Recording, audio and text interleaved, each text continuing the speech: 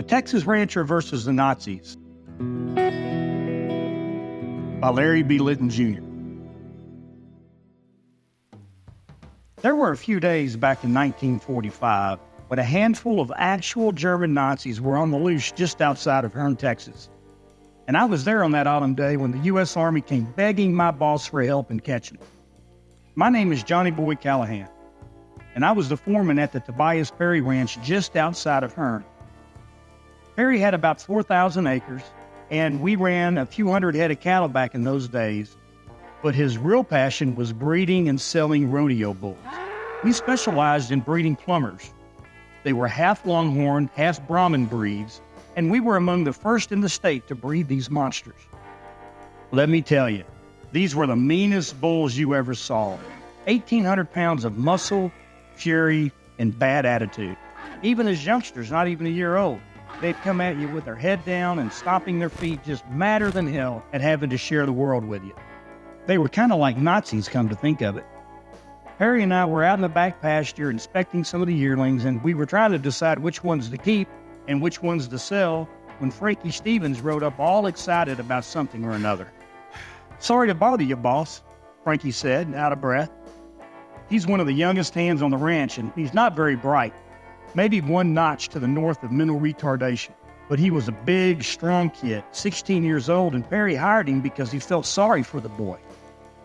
His parents had been killed a few years back in the house fire, and Frankie was homeless and he had no other relatives nearby, so Perry hired him on, trying to teach him how to cowboy. "Sergeant Wilkerson from over at the POW camp is here to see you."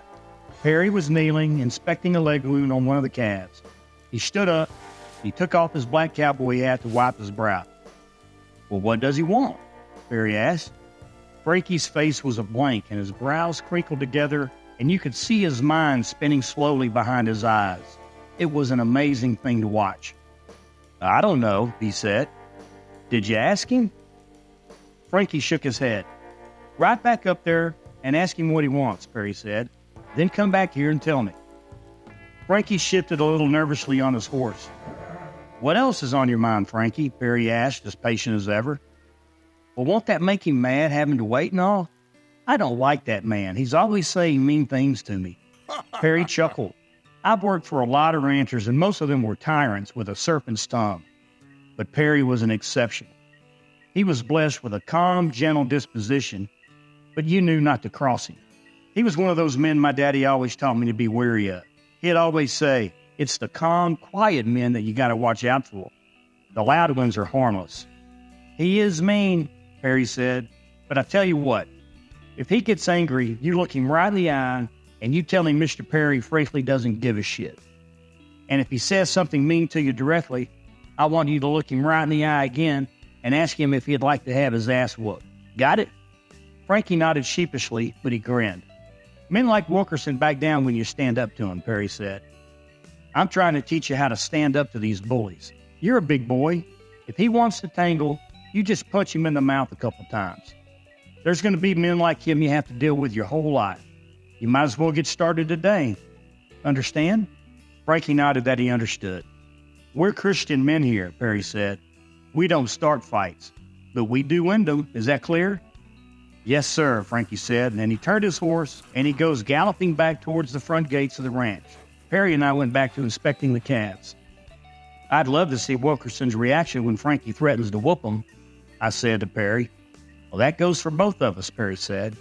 We inspected a couple more calves. One of them looked great.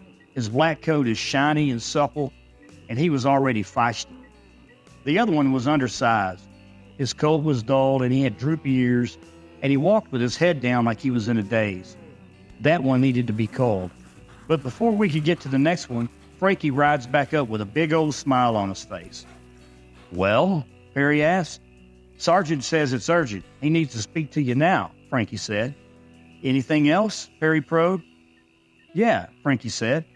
"He calls me stupid, called me a moron, and when I threatened to whoop him, he damn near fell off the horse. He was so surprised." "Wait a minute," I said. "Wilkerson ran a horse over here from the prison camp?" Frankie nodded to confirm. Well, Perry and I exchanged amused glances. Wilkerson was a short, fat man with a thick Brooklyn accent, and it was obvious he spent most of the spare time in front of a bowl of pasta, not on a horse. He had always ridden a Jeep over in his prior visits to the ranch. I was shocked he even had access to a horse. "Well, I guess we best go see what the sergeant wants then," Perry said. "Last one there does the dishes." We sprint to our horses, and I manage to make it into my saddle first. But Perry grabs the bridle of my horse, and he's jumping into the saddle just to rile my girl up and to distract her, and he's laughing like a loon. Frankie's already taken off, and the two of us start sprinting trying to catch him. We raced by the pasture where we kept the 2-year-old bulls, and I was gaining slowly on Perry.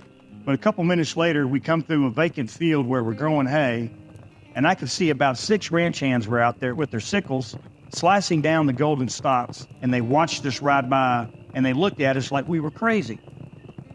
Perry was hooting and hollering with his hat in his hand and smacking his horse on the ass with it. "Yah!" he had screamed, and the boys thought that was funnier than hell.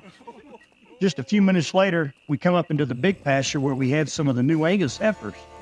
They were grazing, and they watched us ride by, and they looked up for a minute, and then they turned their attention back to the grass. And then finally, after about a 10-minute run, we make it to the main house. Frankie just beat us there, and Perry and I came in together. "Ty?" Perry asked. "I guess," I said. We look over, and sure enough, there sat Sergeant Wilkerson atop a horse, and he looked madder than a hornet. The most vivid thing I remember is just how red his face was.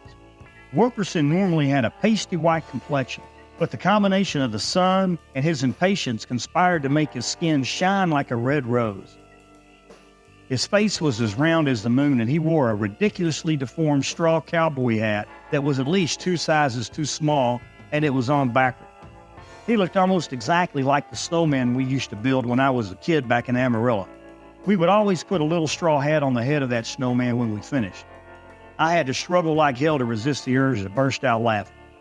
He was wearing army fatigues, and his big old belly hung over his belt, and I remember wondering just how in the hell he managed to get on that horse. The horse was an even sorrier sight than Wilkerson. It was a golden mare that had to be at least 25 years old. She had half her teeth missing, and her legs were thin and wobbly. She had a pronounced hollow in her back, and her eyes were cloudy with cataracts, and they watered. I felt sorry for her. If she was our horse, we would have put her down years ago. She looked ready to just lie down and take a nap. The 3 of us ride up to Wilkerson. "Do y'all treat all your partners this way?" Wilkerson asked Perry, but Perry doesn't respond. He's busy studying Wilkerson's horse. "Partners?" I asked. "Yeah," Wilkerson says. "We supply you with labor from the camp, and we buy your beef. That makes us partners." I laughed. "We pay you for that labor," I said. "We ain't partners."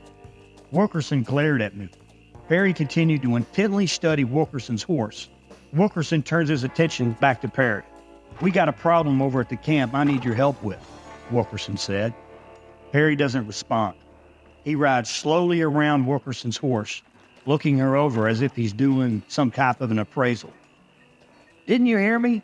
What in the hell are you looking at?" he asked Perry. "Just where did you get that horse?" Perry asked him. "We keep him over at the prison camp," Wilkerson said.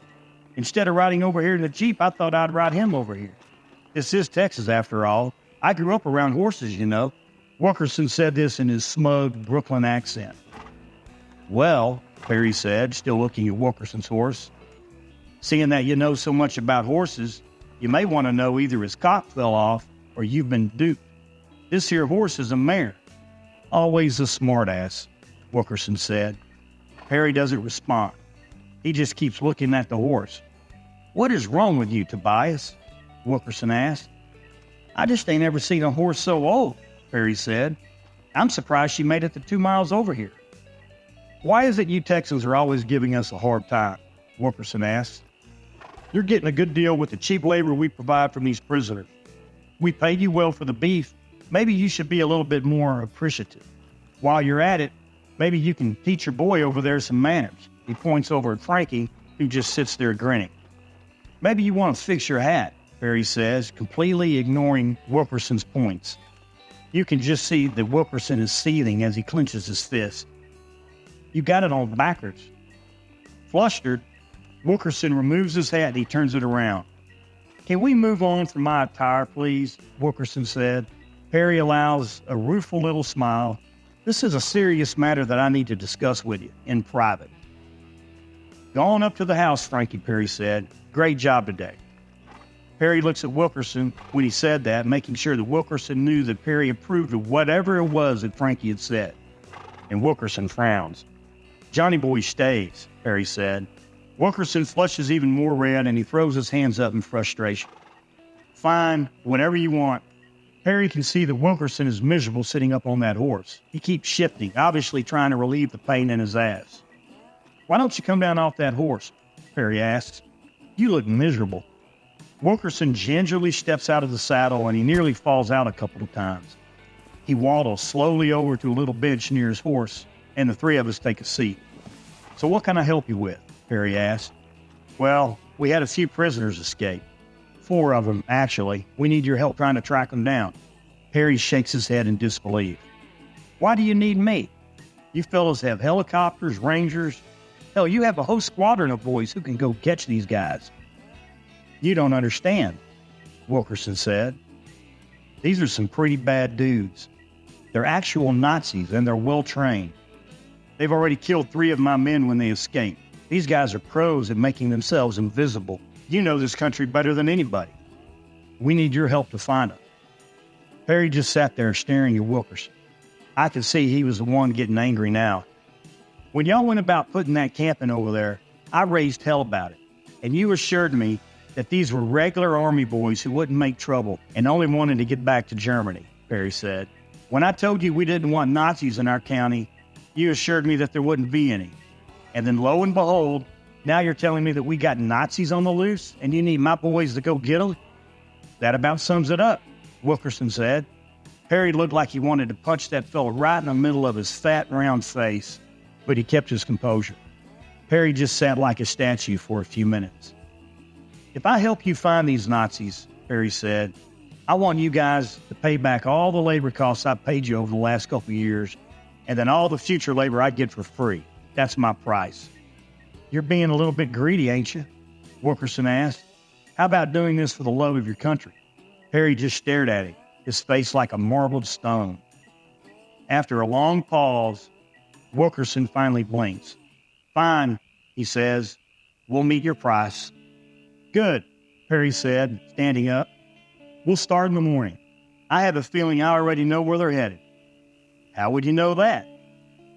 "Well, if you were a foreigner in a strange land and you didn't speak the language, and you knew you weren't too far from the coast, where would you go?" Perry asked him. Wilkerson just looked at him with a dumb look on his moon face. "I thought you New Yorkers were supposed to be smart," Perry said. Wilkerson started to say something, but Perry cut him off. "You'd head to the river and try to make it to the coast, and maybe stow away on a ship trying to get home." "Well, that makes sense," Wilkerson says. "Johnny Boy's going to give you a ride back to your camp in his pickup truck," Perry said. "What about the horse?" "We're going to do you and her a favor," Perry said. "We'll see you at the camp in the morning at 6 a.m. A few minutes later, as I'm pulling out into the dirt road, taking Wilkerson back to the POW camp, we hear a single gunshot.